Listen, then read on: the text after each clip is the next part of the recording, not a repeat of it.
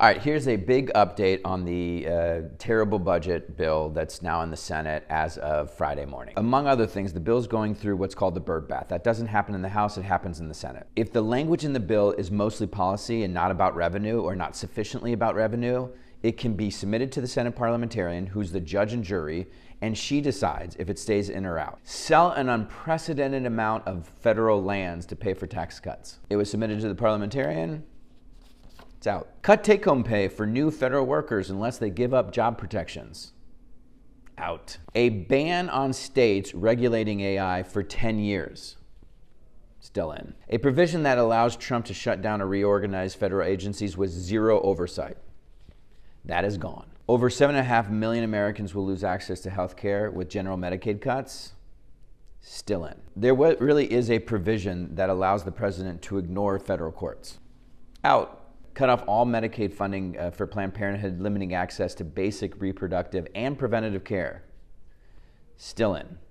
Defund the Consumer Financial Protection Bureau. Out. Kill clean air rules for cars and trucks.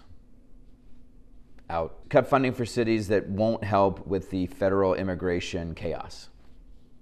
Out. Force the Postal Service to sell all of their electric vehicles and their charging stations.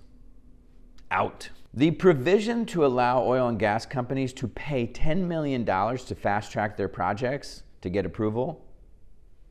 Out. Thank God. Sweeping changes to farm programs that favor large agribusinesses, these huge corporations, over our family farms. Out. A tax plan that will create the largest transfer of wealth from working people to the super wealthy. Still in. Millions of Americans will lose access to food assistance.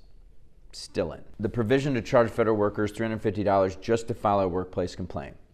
Gone. Getting these provisions removed is good, to be sure, but it's still a terrible, terrible bill. As of now, they don't have the votes, but remember, they didn't have the votes in the House and they squeaked it out with one vote. Assuming the Senate doesn't kill this bill, it will come back to the House. So we are in the thick of it. In total, 16 million Americans are going to lose their health care. Healthcare costs for almost everyone will go up. Millions, if not tens of millions of people will lose their food assistance. Food costs will go up. Energy costs are going to go up. And they're adding over $2.5 trillion to the deficit.